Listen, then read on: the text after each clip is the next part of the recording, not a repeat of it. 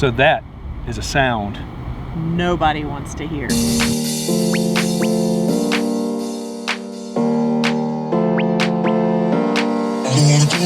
Hey y'all, we're Jimmy and Lisa with FindUsCamping, and today's Tuesday Talks for RVers is all about the sound that you don't want to hear. But really you do want to hear it, because what that is it's letting you know, it's doing its job in letting you know that something has failed. So, as we're driving down the road 55, 60 miles an hour, we hear that sound, that beep, beep, beep, beep. And when you hear that sound, the first thing you think is, oh. So, we're driving down the road and we notice that we have a tire going down again. Very quickly. But, just to put it out there, our Goodyear Endurance tires wasn't the issue.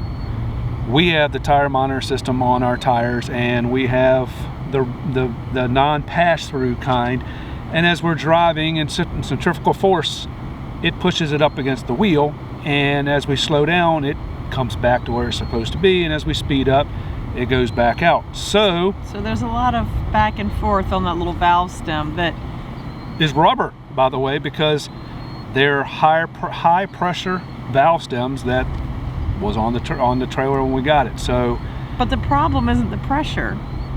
It's not the pressure of the air that's in there, it's the back and forth movement, because that TPMS is on the end, so it causes it with centrifugal force to go out and back in. So as we're driving down the road and we hear that unwanted noise, and we quickly pull off because you think it's a tire getting ready to shred and fall to pieces, we rip the valve stem.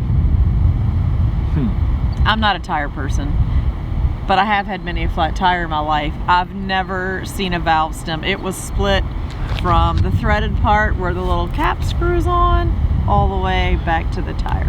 So we pull off on the side of the road.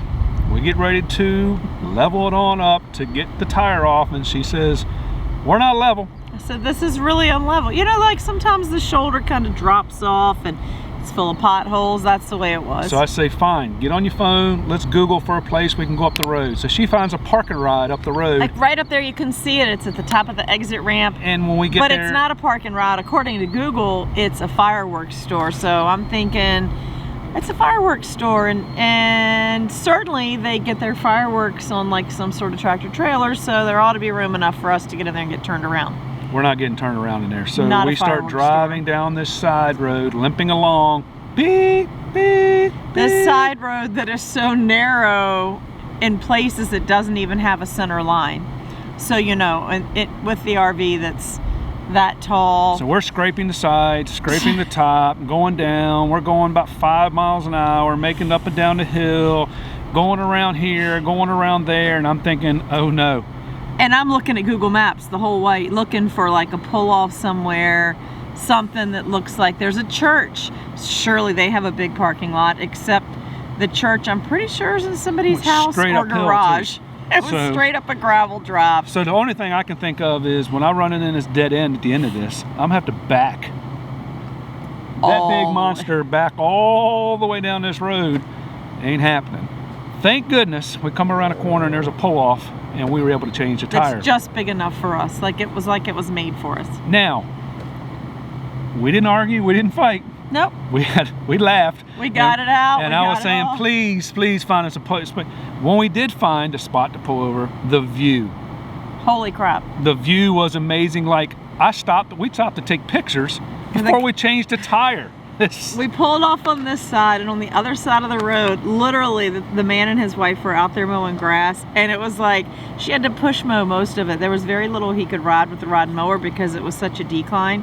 But the view off that mountainside was just beautiful. And thankfully, once we got the tire changed, I walked over and asked the fella, I said, if we keep going straight down this road, is there a place for us to turn around?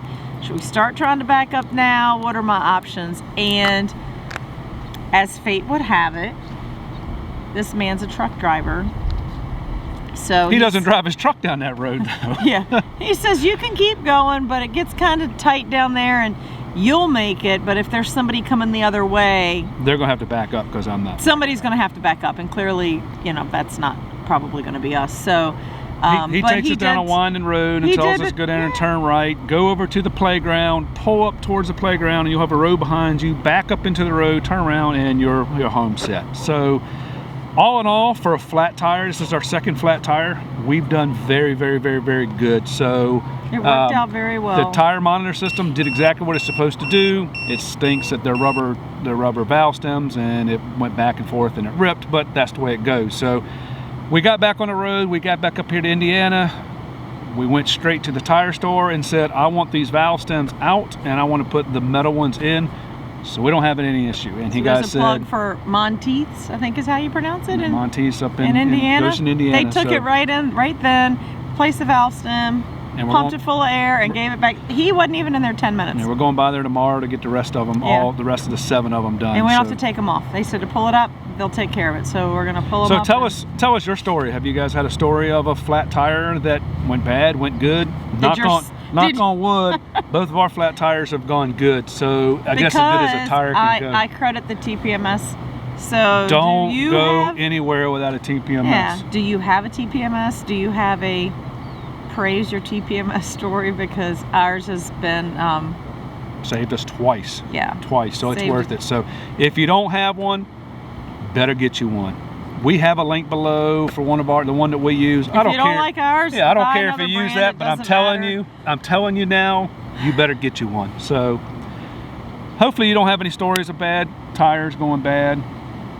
I hope this is our last one. I always fear that the tire's going to shred. You know, you see these campers out on the road and in campgrounds where the skirting's all ripped off. We had friends that their tire blew, shredded, ripped off part of their skirting, damaged their steps, and broke their brake line all at the same time.